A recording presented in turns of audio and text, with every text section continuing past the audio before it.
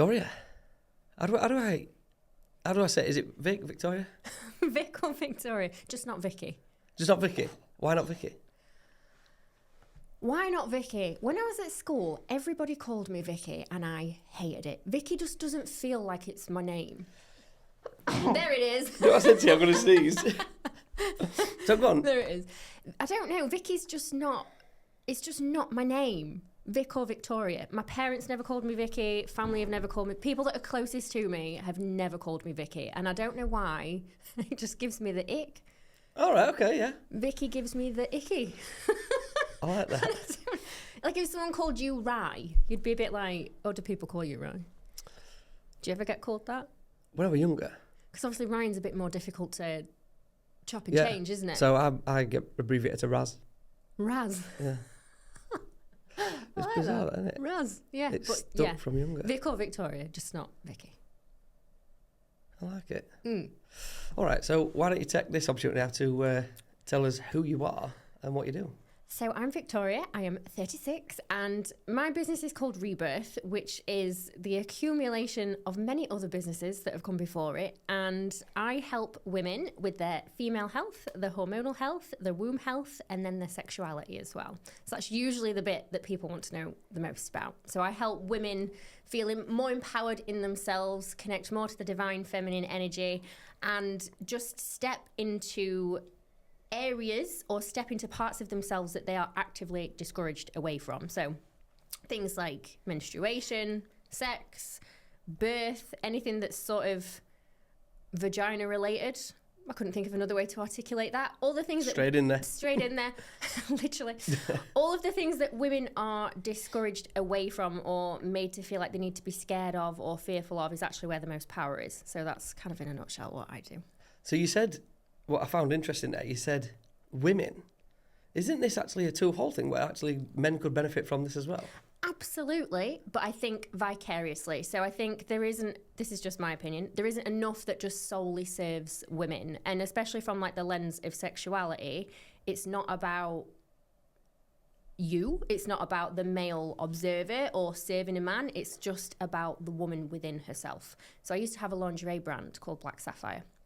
And the whole premise of that was it's not about the male observer, it's about the female consumer and how it makes her feel, regardless of whether she is or isn't with a man by her side. So I agree. So yes, definitely, but the focus is on women within themselves, within their own bodies. You said had. Had. Have you not got your lingerie brand anymore? No, I don't have that anymore. Why? So, well, I do and I don't. So I have it sort of in the background. But when I had it, it was in the middle of lockdown, and obviously we had a lot more time freedom. We had a lot more space freedom. And then progressively, as we've sort of come out of it, it's just been impossible for me to juggle so many different things. And one of the main things I've decided this year is the one thing needs to be the one thing, because I am so bad for having that many spinning plates that I'm sort of 10% into 10 things rather than being 100% into one thing. Into what? So that unfortunately had to be one of the things that went. Fair. So maybe I'll come back to it. I think it all sort of like plays together, doesn't it? Absolutely, really? Yeah. So like the brand values of my lingerie brand are the same values that I have for my brand now. They're the same. It's all based on the same core elements. So why aren't you doing it at the same time? I don't know. My brain's going, why aren't you still doing that? Because I loved it. Out of all of the businesses that I've had, it was the one that I got the most enjoyment out of, the one that had the most creative freedom with. So this is making me realise that I'm going to bring it back in. I mean, I'm sat here going like, what's going on? Straight after it. Everyone loved it. It was really successful. We did a really good job. When we launched it, we sold so much in such a short space of time. It was an international business within like the first 13 minutes or something crazy. Everybody loved it. The feedback was amazing. It's just literally been like a time and an energy management thing. And that's something I suppose that is actually really important. I think most women feel like they have to do everything and be everything and do it all the time. And actually, that's completely counterproductive to what is the feminine. The feminine is rest, stillness, slowness. So actually, maybe, this is me sort of coaching myself right now, maybe the reason that I'm not doing it is because I don't have to do everything all the time. and it's okay not to do everything, which is actually the title of my second TED Talk. Really? Yeah. Oh, I like it. Yeah. So surely you could delegate this though, right? I could delegate it, but I think to have the initial, maybe further down the line, but the initial build-up of it is going to take me, isn't it? And at the minute, I just energetically haven't got the capacity for it all. That's fair. I do like that. So, question then, are you an entrepreneur? Absolutely. What does an entrepreneur mean? Well, how are we going to define that? You say spinning many plates. Spinning many plates. If it was a word, I would say I'm a creative-preneur. I love that. I'm a creative-preneur. I'm a create-preneur. Because I don't ever see myself as a business owner. You know, like the stereotypical sort of ideology that we have of entrepreneur. I never feel like that's me. Yeah. But I'm trying to articulate myself why. Why do I not feel like that's me? Because really, on paper, I am. But I don't feel like I am. I feel like I have a lot more freedom, and I kind of don't do things in normal ways. I don't follow the textbook ways of doing things. I find the strategy that works for me and I execute that. Yeah. Whereas I think for a lot of sort of business-minded people, it's easier to follow, like, right, you do this, then you do that, and you do this with your marketing, and you follow this strategy. I'm just, right, what feels right for me? Almost maybe in like a self-management kind of way, which I do think women are maybe a little bit better at. Yeah, I mean, listen, I'm not going to comment. I'm definitely not going to disagree with you. I'm going to take it right back now. Okay. So we'll put business to one side. We're going to go back to your early years. Where were you from? I am a Doncaster girl through and through. So I am born and bred Donny Bird. Brought up in Doncaster. Lived here until, obviously, I left school. University, I went to Sheffield, so I didn't go very far. Was there choice for that? Yeah, I had I had straight A's at school. I was head girl at school. Wow. Are we going state school now? Or not private? No, state school. So state school. State school. Grade A's. Straight A's. Check you out. Top of my year. I could have gone anywhere. I could have gone to Oxford or Cambridge if I wanted to. What did little Vic want to do? I'm such a family person and I'm such a home bird that I think at the time, different choice I would have made probably now, but at the time I didn't want to be far away from my family. Obviously 30 minutes down the road. Sheffield's an incredible university as well. And when I went, I just got a different feeling. So I go off of energies, vibes, whatever we want to call it, the universe. And when I went to some of the other unis, I just didn't feel like this is home. You know, like if you're buying a new house, yeah, or you're renting a building or a space, you can't articulate why, but sometimes you just walk into a space and you just go, this is it. Yeah. And you can't explain or articulate why that is. No. I did that with universities. So went and saw so many different unis and I just didn't get that feeling where I thought, this is where I'm supposed to be. Went to Sheffield and as soon as I was there, I was like, this is where I'm supposed to be. What did you study? Psychology in my degree. Oh my goodness. Masters we're going here, are we? Yeah. Why? Why did you pick that? You thought you were interviewing me. Why did I pick psychology? Because I've always been fascinated with people's behaviour and decision making and why do people do the things that they do? Why do I think in the way that I think? I think when I was younger, this was when I was in primary school, I can remember the teacher choosing, you remember Mr. Men cards and Little Miss? Yeah. And she assigned one to everybody in the class. And mine was Little Miss Curious. And she was like, you always ask questions. And I was like, yes, I do always ask. Because I always want to know, like, but why? I'm that person that's like, but why? Need to understand. Yeah. So that was kind of how I just got into psychology. I was really good at it at school and sort of had that pressure in hindsight from teachers to push me down a certain route. Right. I think the trajectory originally was you're going to be a clinical psychologist. I couldn't think of anything worse now. Wow. So did my degree in Sheffield, did it in psychology, 3 years there, had an incredible time, was a national stunt cheerleader. I'm just going to throw that in there as well. We can circle back to that if you wish. We're going to. And then I did my master's in Manchester in international business and retail and learned absolutely nothing about business. So came out of uni thinking, I've got a master's in business, top of my class as well. I got the highest mark in the year. So absolutely thought I was smashing life. Came out of uni, then started my own business and realised very quickly I've learnt nothing applicable to the real world. And then it was have your own business. Obviously, you'll know this yourself. the lesson is in the doing, isn't it? Absolutely. It's thrown in at the deep end, and Unfortunately. you get a very quick, Rude awakening. sink or swim situation. Yeah, You're yeah. either cut out for this or you're not. And I think I was cut out for it. So Just went for it. So you mentioned some cheerleading there. yeah, What was that all about? stunt cheerleading. So Stunt cheerleading? It's like throwing you up in air. Acrobats. yes. So I was called what is the flyer. So I was the little tiny one that got threw up in the air. Okay. So I would have 4. It was a complete girls squad as well. So I'd have 4 women who would hold me, and then we would do stunts basically. Wow. But we were pretty good. Yeah, we were really good. And do you know, I absolutely loved it. And it's really weird because one of the questions that I always get about that is, was it really bitchy? And I can say that out of my 36 years of my life, that cheerleading squad was one of the least bitchy groups of women that I've ever been around. It was so supportive because you've got to trust each other. Yeah, yeah. If I don't trust you, you could potentially break my spine. Drop you. Yeah. Like from a high. How high are we talking here? As high, however high they could throw me, however high they could get Give me us off an the example. floor.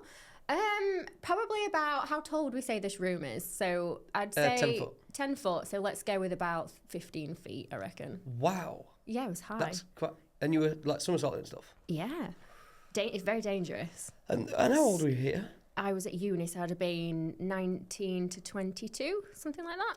Impressive. Maybe 20 to 23. I think if you Google what's the most dangerous sport in the world, it's stunt It's up there. cheerleading. Fair. It's the one. Is it really? More injuries in stunt cheerleading than anything else. Well, I can imagine, yeah, because you've got people throwing you and then they Yeah. got to catch you. Broken noses, collarbones, wrists. I got dropped on my back once, which was pretty bad. Oh. But yeah, I loved it. So, uni, studying, Mm-hmm. and stunt cheerleading. Were you a party animal? Yes. So it was a Yes. in a Yes, party I animal was. were there. I was actually, yeah. I think when I got to uni, I came out of my shell a lot. So when I was at school, I was very introverted, obviously had all that pressure on me from teachers, head girl, can't put a foot wrong, expected to get grade A's. So I threw myself into my studying. And then when I got to university, obviously, you without your parents, you're sort of let Deep loose end. into the world, aren't you? You're Yeah. 18, 19. So you're a bit naive to the real world, I suppose. Yeah. And that's just the culture of how uni was at the time when I went. So yeah, I don't know how I used to do it. I would go out 3 times a week, if not 4 times a week. And my pre-drink would be a bottle of wine. And then I'd go out and drink all White, night. red, rosé. Whatever was the cheapest. I was a student. Yeah. I remember doing that when I was young, to be fair. In fact, we used to go to Tesco's and get a bottle of rosé because it was easy to neck. Yeah. Full bottle, like 10 minutes. And you were It's crazy, isn't it? And like now, 1 glass of wine and I'm like, that's enough. done. Done. Yeah. I'm thinking about I don't going really, teetotal for a bit, mate. I don't really drink You anyway. like stints. Yeah. Well, obviously when I was competing, I didn't drink. I didn't have an alcoholic drink for about 4 years, 5 years. So we've done school, right? What did you want to be at school before we got I to had uni? no idea. Nothing. No. Like a little princess, like guys wanted to be like firemen, right? What did I want to be? Yeah. Do you Surely know- you had a bit of ambition. Actually, yes, I did. I know exactly what I wanted to be. I wanted to be a gladiator. I could see you as a gladiator, actually. And I know, right? So I'm gutted that this sort of new round of gladiators came in after I finished competing because if I was still competing, Would you have gone for it? oh hell yes. And my ex-coach who used to prep me for my competitions was Panther, so I was coached by a gladiator. Wow. Yeah. Fair. But also, you would have actually quite possibly Yeah, got in there. I'd have totally been a gladiator. Which one were your yeah. best? I remember Jet Me. Lightning. Oh, She's yeah, Lightning. blonde. Yeah. Yeah. I mean, I And had also wall I on was- posters. I used to love it back in Old the day. school gladiators was Proper. Saturday night TV. Absolutely. Was the one. You're about the same age as me, right? Yeah, 38, mate. Yeah. Yeah. So that Saturday night stint of gladiators, Oh, the best. the best. Absolutely. Yeah. Yeah, I used to love that. Don't make them like that anymore. No. TV, yeah, that was great. So, all right, so you did want to be something then. Why a gladiator? Why? Do you know what? I was brought up. I owe so much to my dad. Like, my dad is the most empowering feminist.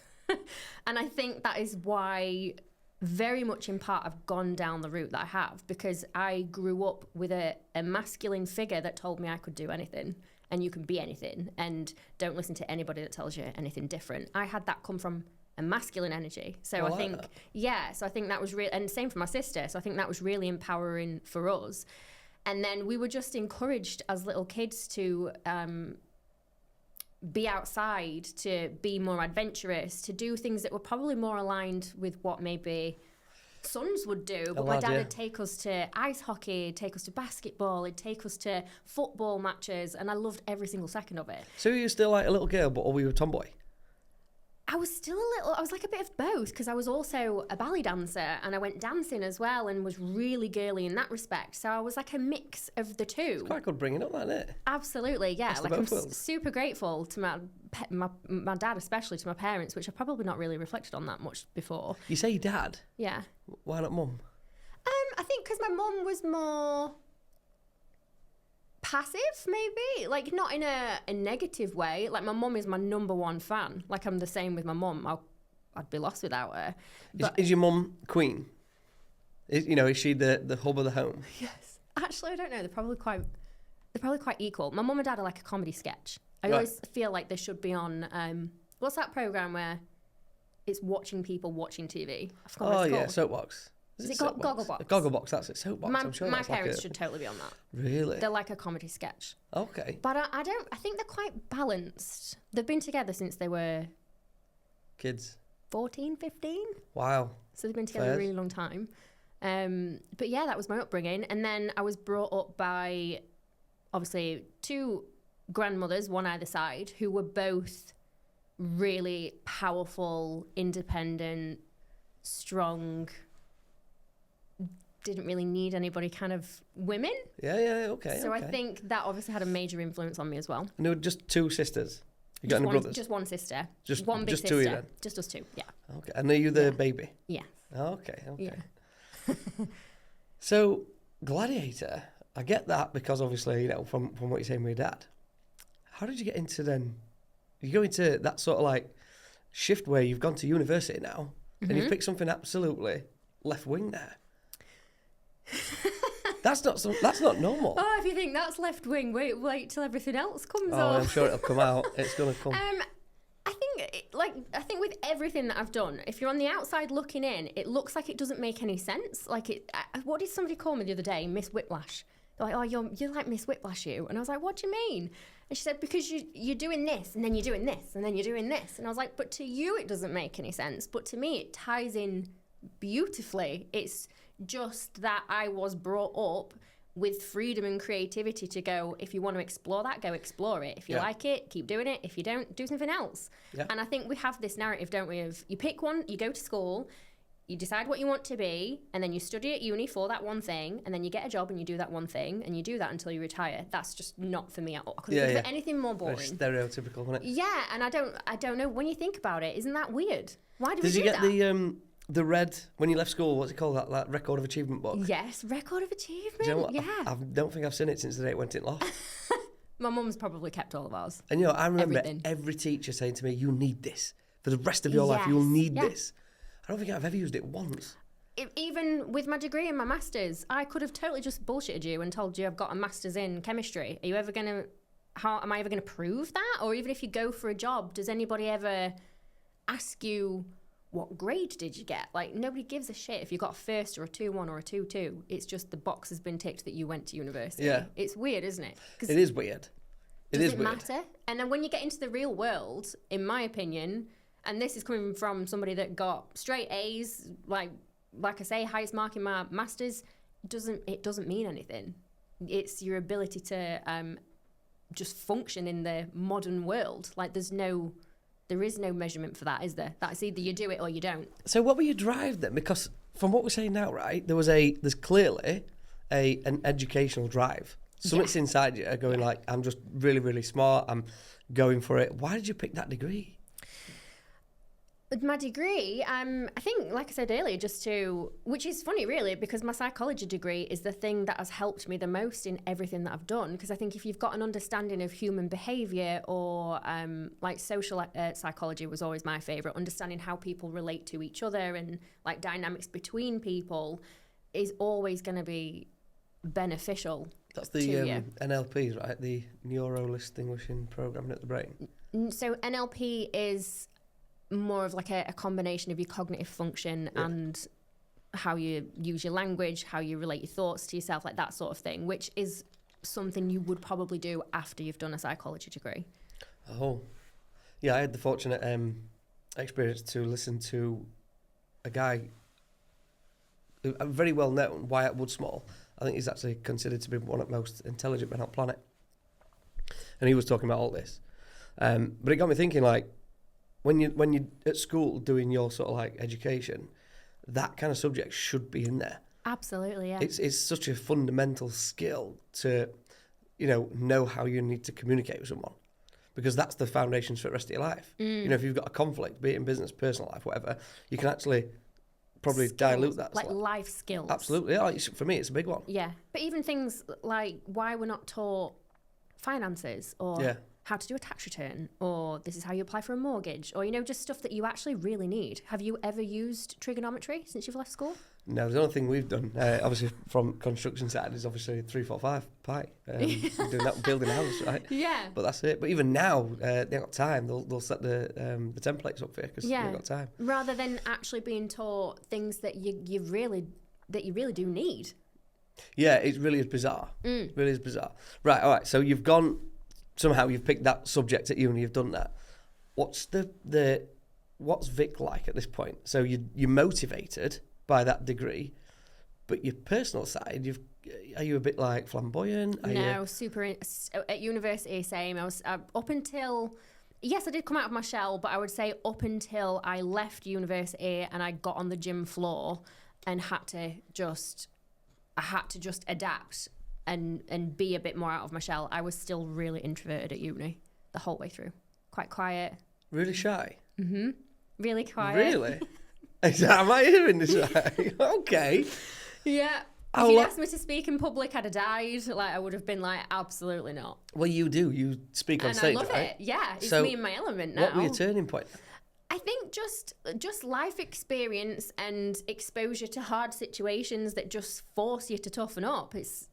Sometimes I think it's sort of not even a conscious choice. Well, it is a conscious choice, but it's sort of thrust upon you. Like, you either adapt to this or you don't, and you perish. Like, it's that so what sort was of it? choice, Because it was literally sink or swim.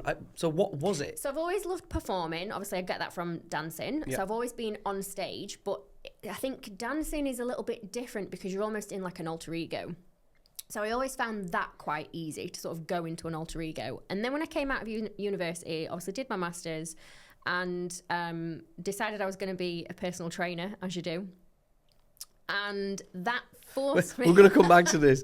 You've just got one of the most prestigious educations. Yeah. You've got a really good degree there. Oh, yeah. And you've decided, yeah, I'm going to be a PT. Imagine my parents' faces when I came home after spending 30 grand at uni and being like, I'm going to be a PT. Why? They were like... Why? Okay.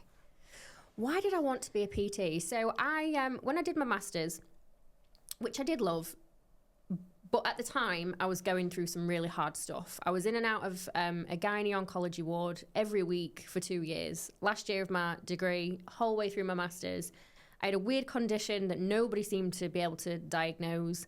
Had an operation, had some cancerous cells removed. It was a really hard time to be going through that whilst trying to get your degree, trying to get your master's.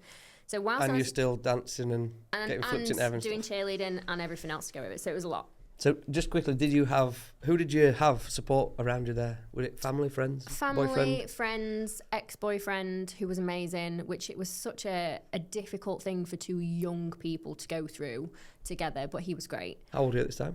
So it was the last year of my degree and the year I did my master's, so that I'd have been maybe like 22, 23, Okay. something like that. But whilst that was happening, I would go to a class at the gym. So I'd go to a little fitness class, and that would be the 1 hour of the day or of the week where I just stopped thinking about it. And it was something that I'd sort of not been aware of until I'd sort of come out and I'd think, oh, I've not thought about it for an hour. And the more I did that, it was that outlet for me, that energetic release, the distraction, all of the things that made me feel like I want to give this to somebody else. Like, this is the only thing I've ever done where I've thought, that's really powerful. Like, I've thought about it relentlessly every minute of the day until I do this class, and then I just don't think about it. And I was kind of like, I want to do that for other people. So again, it sort of sounds like it doesn't make sense, but to me it makes perfect sense. Absolutely, yeah, of course it does. So I came home from uni and was just like, this is what I want to give to other people. I want to give them something where nothing else matters. The stress of other stuff doesn't matter as long as they're looking after their body, they're looking after their mind. And that was how I got into fitness. Obviously, I'd always been a dancer. So movement, expressive movement had always just been part of me. I did that since I was 3 years old. So came out of uni and yeah, that was how I got into fitness. And then I met my ex, Steve. And the first thing he said to me was, do you compete? And I was like, I don't understand the question. Because I used to be a track athlete as well. I used to do 100 metres. Wow. Yeah. Where were that in I was CV? fast. Yeah, I was 100 fast. metre? Yeah. Snap. Did you? Yeah. I used to be able to do 100 metres in 12.94 and I was 13 at the time. So I was like Is that good for a girl? Yeah. I mean, 12's pretty quick now for most adults. Yeah, I was fast. Yeah, I was fast. Decent. So I met my ex Steve and he asked me, "What do you compete?" And I was like, I just don't get the question. And then he introduced me to the world of competing, bodybuilding, that sort of thing. That was the February, and by the September, I was the national champion. Wow. So I did that really fast. Wait, they downplayed that a little bit. Yeah. National champion. Twice. 2 times national champion. From when you started in So Feb? I started, the first time I ever picked a proper pair of weights up was in like the February. No, I tell a lie. I told a slight little lie then. So I picked my weights up in the February. By the September, I won my first competition. Right. October, I did the British final and came third, which was just like unheard of to go from zero to 100. And then it was the following April. Then I became the national champion in bikini then. Wow. And then I competed for the UK, which was really cool. And how did that make you feel? Competing is a weird thing to reflect on because, yes, I have taken so much from it. I've learned so much, stuff that is so applicable to business, lessons that you wouldn't learn anywhere else. Like what? Sacrifice, discipline, absolute attention to the very minor details, which I suppose you do learn that in business, really, don't you? But Not everyone. But I think if you can push yourself in that respect, I feel like I am invincible because I competed and I did it well. But the underlying sort of motivation behind it wasn't healthy in hindsight. So I can say that now. But I can remember being given my first national champion trophy and they was handing it to me, and my narrative in my head was, that means I've got to do it again in 2 weeks. And it wasn't like, what? Why? oh my God, I'm the national champion. It was like, oh my God, I've got to do this again in 2 weeks. Because how it would run was you do national championships and then 2 weeks later you do the Europeans. Oh. So I dieted for like 16 weeks, absolutely killed myself doing it, won that trophy, and then in my head I was like, yeah, but now you've got to do it again. It wasn't like the moment that you would expect it to be. It was like, oh God. It was like, ugh. Was you emotionally drained? Oh God, yeah. Can you describe that? Empty. Unless you've competed and you've got yourself down to like 10, 12% body fat, especially as a female, nobody can understand the feeling. And it's disordered behaviour, it's disordered eating, it's disordered body image. It is a constant battle, a constant inner battle. So it's not a good feeling. I'm glad I did it because I learned so much and I showed myself like you are capable of absolutely anything if you've got your mind into it. Like your mind is so much more powerful than you think, but it didn't feel good. I'm never going to sit here and tell dedication. Yeah, I'm never going to tell anybody that competing feels good because it doesn't.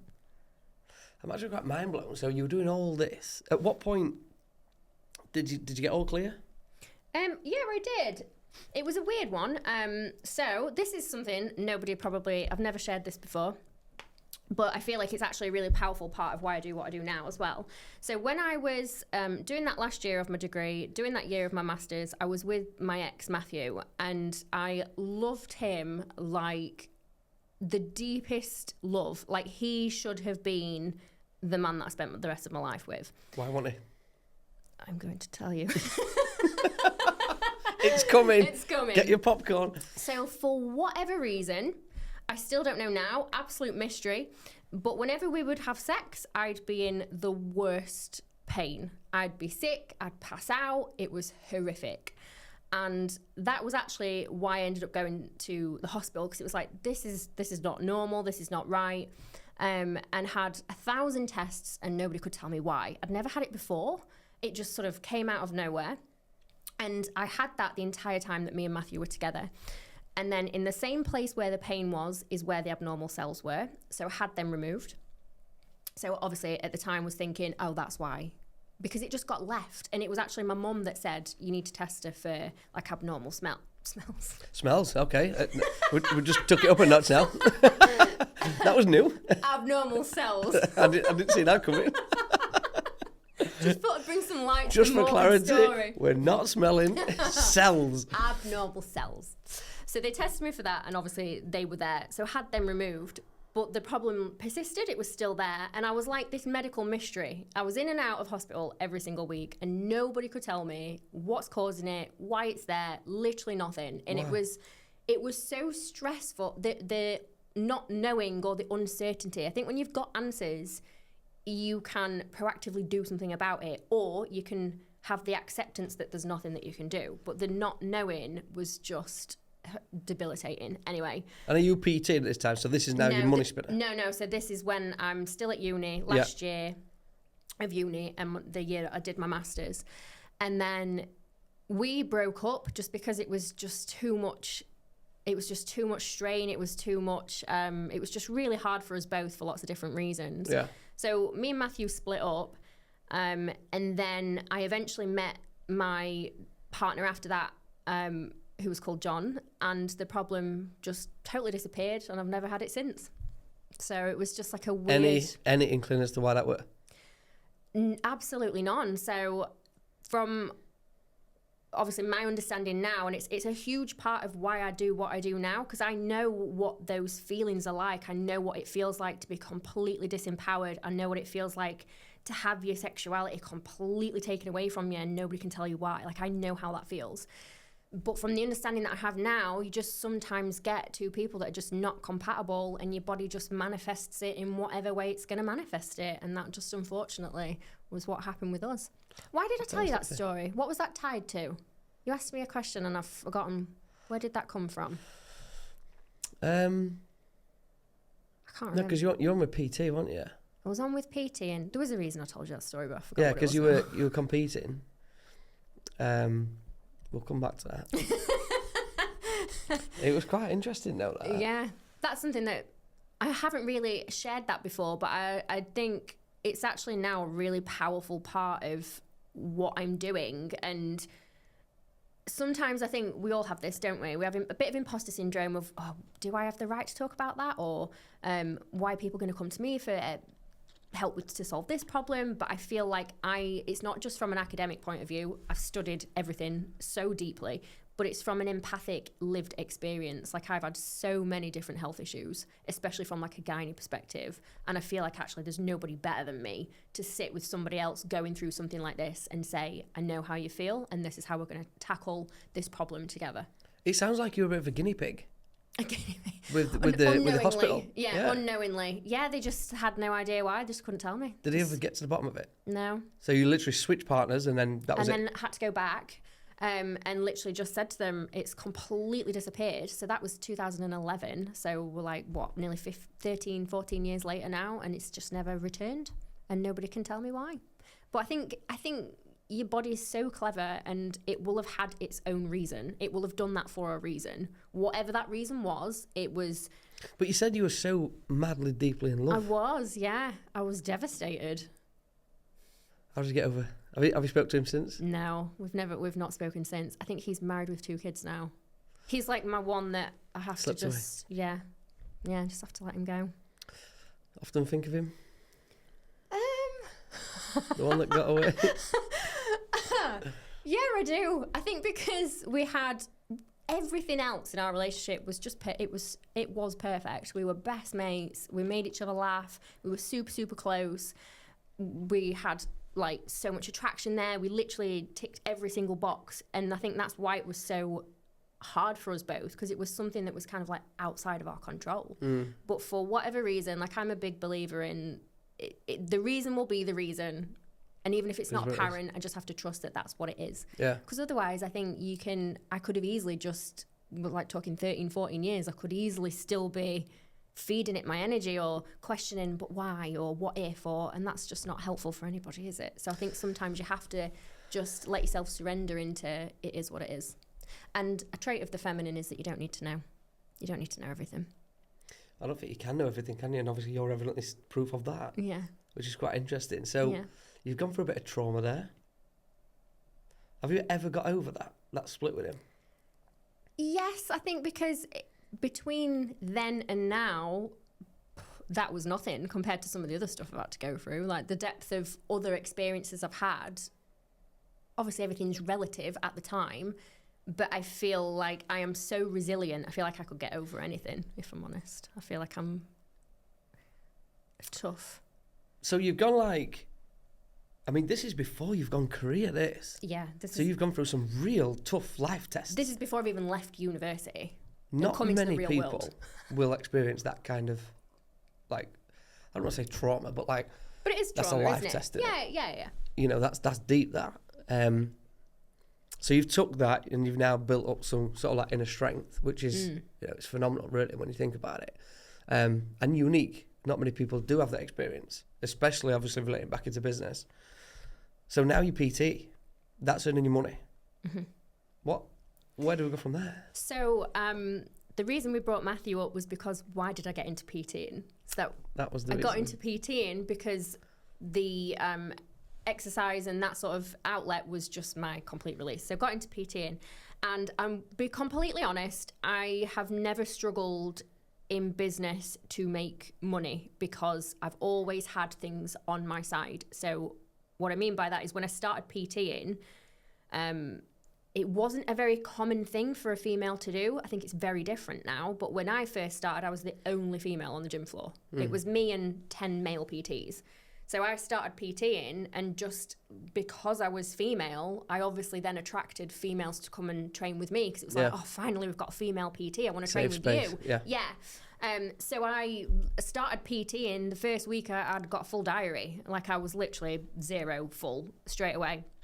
And then I sustained that for the entire time that I coached for, which obviously then competing as well just reinforced my sort of authority or my status. I was in magazines when they were a thing. Like I've been in Flex magazine. God, yeah, they've gone. Yeah, Muscle and Fitness magazine, and did some really cool stuff. Like I was invited to write articles for magazines and present at Body Power. Like I did some really cool things, and that obviously just helped me with my sort of status in the fitness industry at the time. So PTing was the easiest business I've ever had, easiest thing I've ever done. It wasn't hard. Sounds like a bit of it was like a hobby for you, really, though, because it got you out of thinking about, you know, again, going back to trauma, but like you weren't thinking about it. That was your safe space. You, like you say, you were free from the world and you were just in it for that hour. Yeah.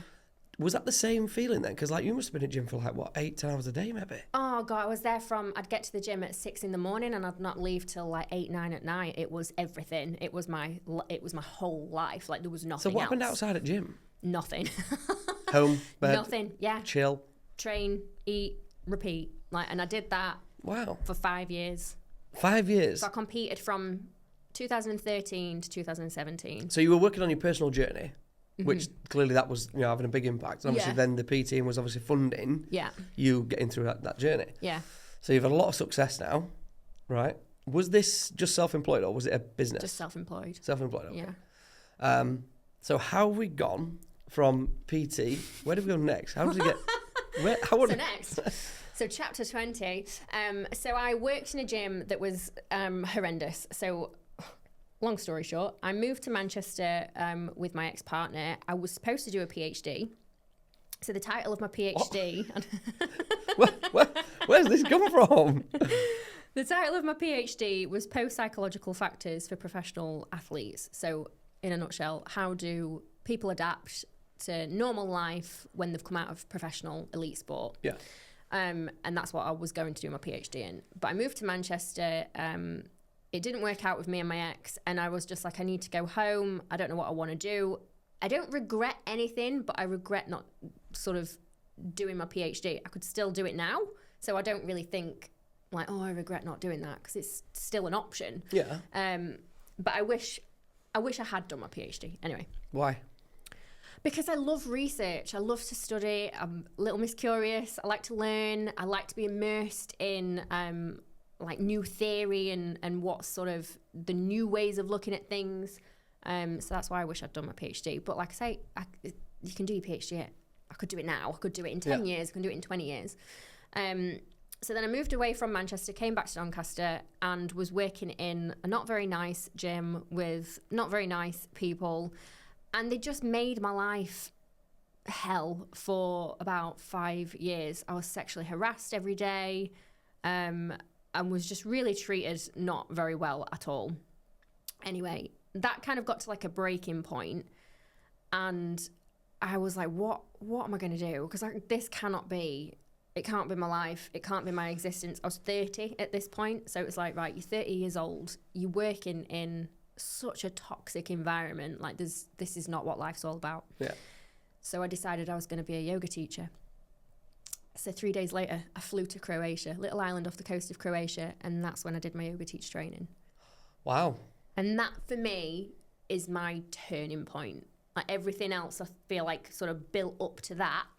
And then it was my yoga teacher training that was the turning point, complete shift. Question. Are you grateful that you was treated the way you were treated? Yes, absolutely. Every single bad thing I've experienced, I was talking about this yesterday. Every time you get like a little bit of negative feedback, or somebody says something that's mean to you, or you go through something that's hard, it's literally building up your tolerance, your resistance. Obviously, I'm not saying it's a good thing to experience bad stuff, but I think if you're able to take the positives from it, it's what makes you unbreakable. Like I said to you earlier, I feel like I'm pretty invincible. I don't feel like there's anything that really rocks me anymore. So yeah, I am grateful. Yeah, that's a tough one, that, to say you were sexually harassed. Daily. Is this from... Daily. Is this from just like customers, or is this from... A mix. Wow. Mm-hmm. And this can't have been too far. This is 6 years ago. This is literally pre-COVID. Yeah. And had those bad experiences not happened, it might not have forced me to go towards something that I adore, and that's then been sort of like the knock-on effect to everything else that I've done. But yeah, I was. Well, how was your state of mind then? Because obviously in business we get knocked from left, right, and centre, and you've got to keep that laser focus, right? So this is now your comfort blanket kind of thing. You've gone there because it's like a bit of a safe haven. I feel great in the gym for that hour of the day. Yeah. Everything that's locked out. You've then made a career of it. You're in there 8-10 hours. To now, soul destroying. Yeah, daily. You no longer feel welcome. And how do you feel? No longer feel welcome. But again, in hindsight, this is a huge part of what I do now. I was like obviously saying I was sexually harassed every day. I was objectified every single day. And over time, when that's done to you every single day, you start to believe that your worth is based on what you look like.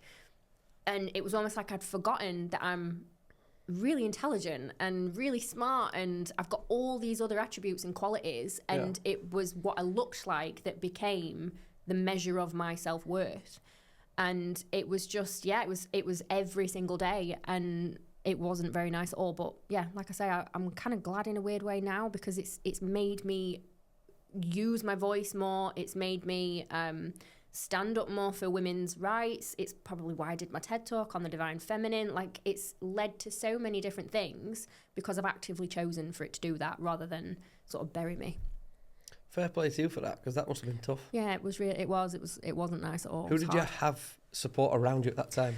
All my clients, like I think one of the things that I've always had, especially with my clients, is incredible relationships. Like, my businesses are built on retention and nothing else. Like, my retention rate's crazy because I build the relationships with the people that I work with. So I'd always got my clients. I'd got my family. I'm super, super close with my family. I was single at the time. I was trying to think who was on the scene then, but nobody was on the scene then. I was single.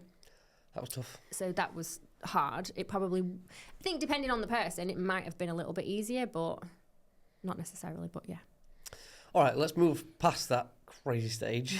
Now we're in Croatia. We're in Croatia, and we have taken a complete pivot. Complete pivot, yeah. And we're now yoga. Yeah. Wow. So this is more, obviously, there's more mind involved in this. So obviously competing, that's tough. That's, extreme, isn't it, really? Mm-hmm. But now you've gone straight into, something really calm, zen. You're into yoga. Mm-hmm. I'm a why little bit and how? yeah, so I kind of get the why you've done that. Yeah. And there's a bit of a trend setting, obviously from your infancy days. Like you say, you're very inquisitive, you're asking these kind of curious questions and whatnot. Everything does seamlessly sort of fit. I kind of get it. It does flow together, yeah. Which like I said, on the surface, it's like, what? But really, it makes perfect sense. Everything flows into the next thing. And I think I've got the self-awareness to sort of reflect on the last chapter and be like, right, what did we learn there? Or what's missing? Or what do we need to do now to be better or to adapt or whatever? So yoga teacher training, full of philosophy, full of so many other things. It completely changed my life, totally changed my life. How? I feel like doing my yoga teacher training healed all of the trauma or the experiences or the lack of self-belief or the low self-esteem or, like I say, all of the parts that I felt like were maybe missing or I could be better on or could grow from. I feel like my yoga teacher training did that for me because it just taught me a completely different perspective on everything. It's just a totally different way of looking at the world, of looking at yourself, relating to each other. It's a full holistic mind, body, soul. So the actual physical part of yoga is just an eighth of it. So there's 7 other parts to it. So everybody always thinks yoga, they just think of the physical postures, but there's 7 other parts that are all equal. So it's a full, it's like a full way of life, really. Yeah, so they all need each other and like a combination of them all. Yeah. So have you literally gone from, that's the pivot, you got now into yoga, and this is now what you've got today? Yeah, kind of, yeah. So when I did my yoga, we weren't allowed our mobile phones. So I was there for about 2 months. Not allowed your mobile phone. Alone? No. So you live on an ashram. So it was me and about 10 of us. And you... But you've flown out on your own? Oh, yeah. Okay, ballsy. Fair. Oh, that wasn't the first time. I always fly everywhere on my own. Wait till my Sri Lanka story kicks in. Okay. So you weren't allowed your mobile phone, no mirrors, no TV, literally disconnect. The no mirrors is interesting because you said earlier about the gym, it was a lot how you physically look. Yeah, can't look at yourself for 2 months. So no mirrors now. So is that perception of it's about the physical attraction kind of gone, disappeared? Just ego and complete detraction away from connecting to your external appearance. And yoga is all about coming inward. It's all about your inward energy and your connection to your inner world. So there is no need for mirrors because what difference does it make? So when we finished and I came home, I was stood in the airport in Zagreb, and it was the first time I'd looked in a mirror for 8 weeks, and it was bizarre. It was like I'd never looked at myself before. Like, oh, is that what I actually look like? It was weird because I'd just not had that Was there connection. change? Yes, in a way that it was just more self-accepting. Like, it doesn't, like that acknowledgement of actually it doesn't really matter that much. Like doesn't matter? The way you look is like the least interesting thing about you. And actually it's everything else. All the parts of myself that I'd sort of got disconnected from. My intelligence, my good heart, my kind nature, all of those things. It was like, oh yeah, they matter so much more. So how do you feel at this point then? It just changed my life. It was the best thing. If anybody's struggling with anything at all, go to yoga. Saying it is completely different to it's like go to football or go to golf. It's like, you know what I mean? I think you've got to really experience yoga for what it truly is. Yeah. To actually fully understand it. Yeah. Like you say, you just said people just think it's parts. a bit of a stretch and that's it. And it's not. It's a whole way of being. I adapt it to suit obviously what I'm doing and come at it from a different perspective. But yeah, that was the Croatia stint. And then I came home and 8 weeks later I opened a yoga studio. Like literally, boom. I wrote my business plan on the plane coming home. Really? I love that efficiency. Yeah, I did. Because I thought this is something that everybody needs. So got on the plane. I mean, obviously Zagreb to Heathrow. It's not a long flight, is it? No. I'd got a little wait in Germany, and I just pen and paper wrote my business plan. It's done. 8 weeks later, all singing, all dancing, full yoga studio. I do like that. That's quite impressive. Because at the time, obviously, there's no AI. So you've literally just got every detail. Yeah. Like, things we take for granted now. Yeah, for sure. It was just all me. Pen and Everything paper. was me. Yeah, pen and paper. no iPhone giving it No, AI. mapped it out, done, executed. So, for obviously, viewers or listeners, hearing you talk now, what is your avatar who you work with today and why? So I have two different programs. So I kind of work with two different avatars. So obviously there's a lot of overlap between the two of them, but it's for women who feel like they're disconnected from their sexuality or don't even feel like they know what that even would mean or would feel like, but know they have a curiosity. They're a little miscurious like me.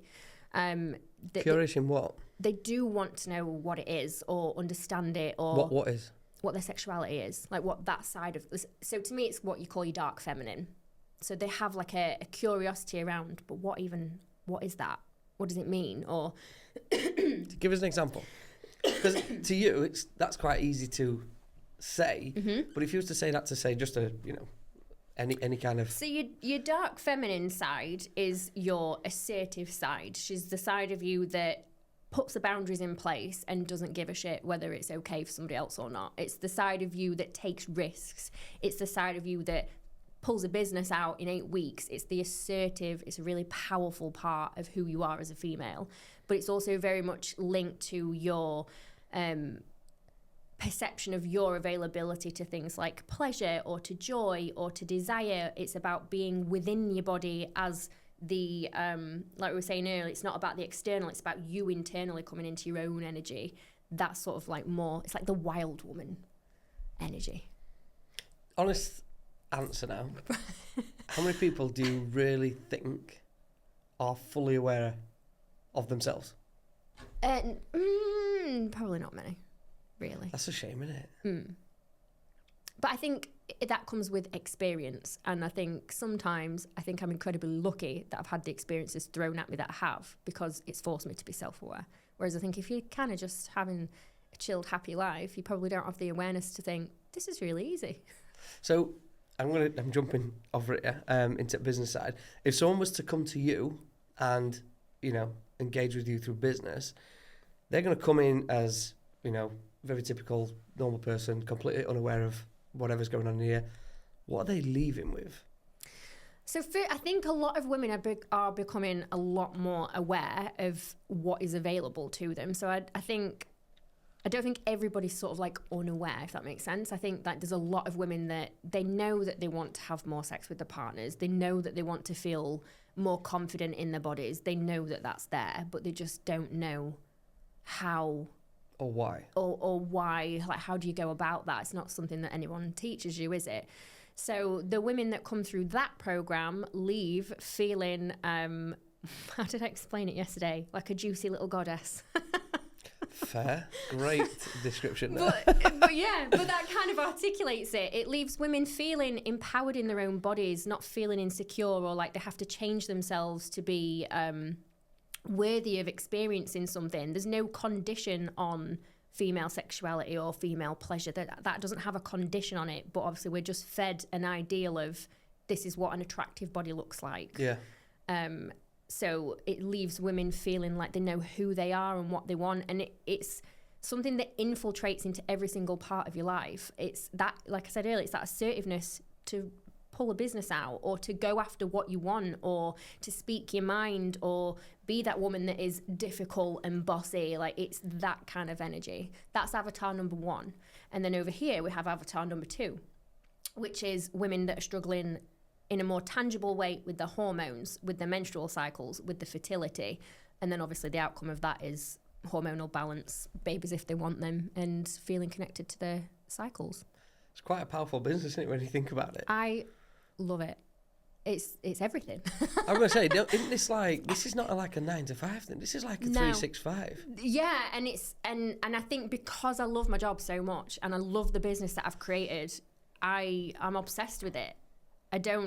We were talking about this before we started recording. We work every minute of every day, but it's because we love what we do, and that is literally the dark feminine. You've got a bit of dark feminine in you there, Ryan. It's your passion, it's your purpose, like that feeling of getting up every day. Like you can probably literally feel the shift in my energy when I'm explaining it. Like it is that wake up in the morning and yes, I get to do this today. Or somebody sends me a message and says, I've just found out I'm pregnant and it's because of what we've done. Like what is more powerful than that? Or somebody messages me and says, I've never had an orgasm in my whole entire life. Then messages me and says, oh my God, I know what it feels like now. Like you can't. You actually get their messages? Every day.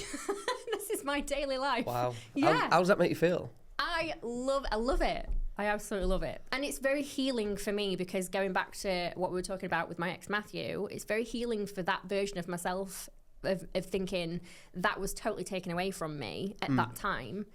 But I now help other people have these experiences and yeah, I love it.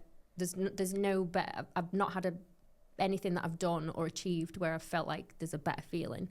Maybe my TED talk might be up there. That was a good moment. That's up there. But yeah, I can imagine it's quite rewarding then as a for I'm not going to say as a business because really this is more personal, isn't it? There is a personal level there. Yeah. You know, how do you grow this as a business? Yeah, and I'm more motivated by the work than the money. Yeah. How do we grow as a business? We just make it more and more accessible to more and more people. Or it's tricky, isn't it? Because sometimes it's like, do you go down the route of making it more accessible and lower entry so more people can have it and have it as available to them? Or do you keep it super niche and you really go all into the people that really, really want it? Which is kind of where I'm a little bit... Okay, so who is your business not for? Who is my business not for? I think just for women that don't have that open-mindedness or curiosity. And some people are super happy as they are, and that's equally as amazing. Like still that's a big great. achievement, that, yeah. right? Then you have got the golden yeah. ticket to life because you're play. happy as you are. Yeah. But some women just don't have any... Like I hear this all the time too. Like some women are just like, oh God, I couldn't think of anything worse. Which to me makes them actually really needing of the business that I have. But I think just women that don't have that sense of curiosity around that side of themselves, and that can be for so many different reasons. So, yeah. Is this, because this is not just a business for you, this is a lifestyle. How does this impact your personal life? I literally have. So sometimes when I'm doing, it goes two ways actually, because sometimes when I'm doing my work, if I'm writing an article or I have to be in like a specific mindset to do certain parts of my work. So I'll have some really amazing music on. I literally try and romance the shit out of my life. Like that's how I try and live. Yeah. Okay. But on the other side, then I think it makes me more vulnerable to people that misinterpret what I do, because there's a difference between sexuality and being sexualized. Like, there's a difference. So if you think of like the porn industry, that very much objectifies women. That is totally, couldn't be more contrasting to what I do. Yeah. But I think because people don't have that understanding of sexuality, they then think they can talk to me in a way that I'm sat there thinking, you don't get this. You don't understand what I'm doing at all. Yeah. So I think it makes me more vulnerable to that as well. I think it makes me more vulnerable, especially to men that don't kind of get what I'm doing and think it's okay to speak to me in a certain way or have a certain perception of me. I think it makes me a bit vulnerable to that. But in terms of my personal life, I feel like I live in a musical. Okay. No, go on, I like this. This is quite interesting. Life is like a musical. So just every day is just full of magic in some sort of way, because that is what the feminine is when you tap into it. Well, when you think about what you're actually achieving, yeah. It's just magical. I get it. It's just, I think it just makes it great. I think it puts a bit of pressure on me from a relationship point of view, because there's like a perception of, well, you talk about this all the time, so you must fit into X, Y, and Z criteria. I think there's that expectation there. Are we talking like from the male now? Yeah. So I think for me personally, in like a relationship way, I think it probably puts a bit of extra pressure on me that probably most other women don't have. But at the minute, I'm not really interested, which is quite ironic, I suppose, because I'm quite content with just being me and just doing things for myself at the minute. And that literally just makes sense. That energy will come in when it's the right time, but it's just not the right time right now. Interesting. Because again, I think the thing we confuse, especially with female sexuality, is there doesn't even need to be a partner in the picture. It's like telling people that are single, well, you've got no sexuality then. Like, it just doesn't make sense, does it? So yeah, it's weird. Yeah. So it's quite rewarding what you do. Yeah. In many ways, obviously. Yeah. You're not just for yourself, but obviously for many others. You're building like a big community then? Yeah, I do have a very big community, a very loyal one as well. And I generally tend to find that I've still got some of the same clients that I had when I started PTing. My first ever PT client is still a part of my community now, and that's 15 years. Wow. Do you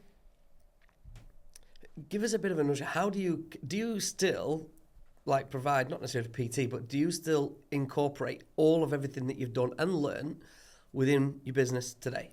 Yes. So there's always the movement element. Obviously now it's through yoga or it's through sensual dance. So I do teach that as well. So I always teach, that's just a part of, I believe, like a healthy, well-rounded, holistic approach to things. So obviously there's that in there. I love to educate and I love to teach. That's me and my element. So obviously that is in there. And then other sides of the yoga, meditation, ritual, that sort of thing, that's all in there. And then, of course, I bring in the lingerie aspect because that's a part of sensuality and that's in there. So, yeah, everything, like I said to you right at the beginning, it sounds like it doesn't make sense, but it makes perfect sense. It's just pieces of a puzzle that I've just taken a little bit of time to fit together, but I feel like I've fit them together now. It makes a lot of sense to me. It's quite interesting why it's not actually taught at school. Yeah. Because I think these are fundamentally like necessities. Yeah. And to learn about your body, know about your body. Yeah, definitely. And explore what you are passionate about. And it's also okay if that changes over time. Well, yeah, because change is good though, right?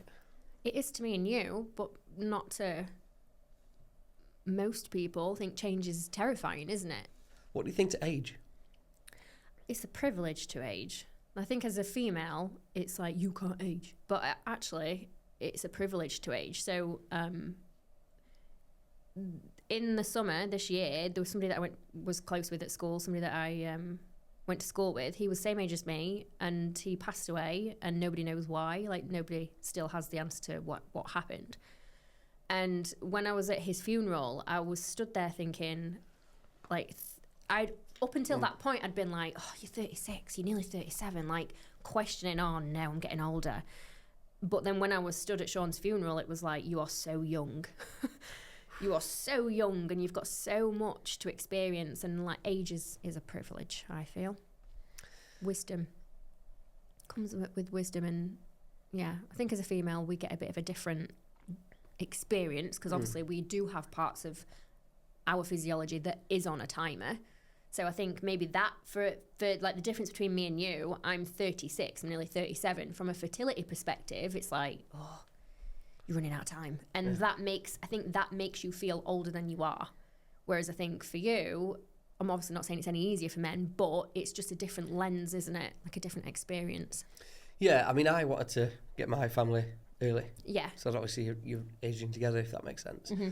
And I went down that route.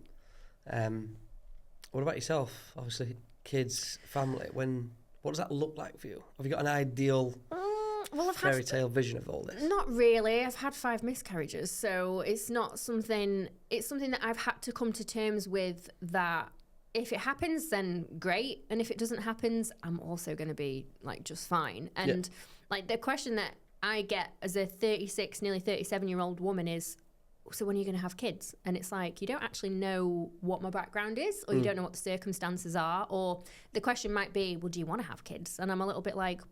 Who's asking these questions? Surely it's family, not Random, isn't no, it? random people that don't. It's usually random people that don't really, not in your circles, and just sort of see you out and about. And who did it happen with? My old head teacher. I had to go into my old high school.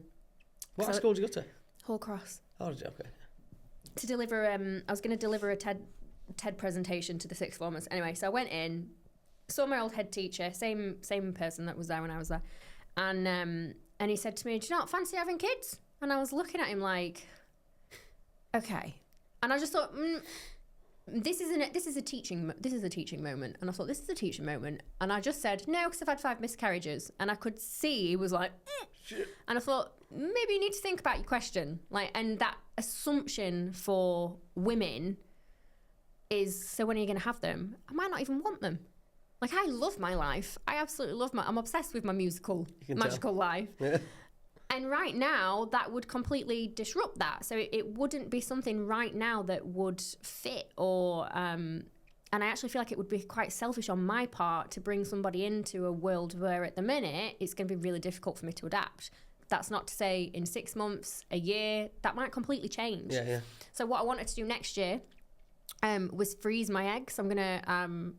freeze some of my eggs because I've got the financial capacity to be able to do that. I'm very privileged and very lucky to be able to do that. And then it just buys me a little bit of decision-making time. Yeah, bit of breathing space. Yeah, a bit of breathing space. Yeah. Have a hot minute and have a think about, do I really want this? Stress. And all my friends that've got kids, they're really tired all the time. Yeah. They're tired.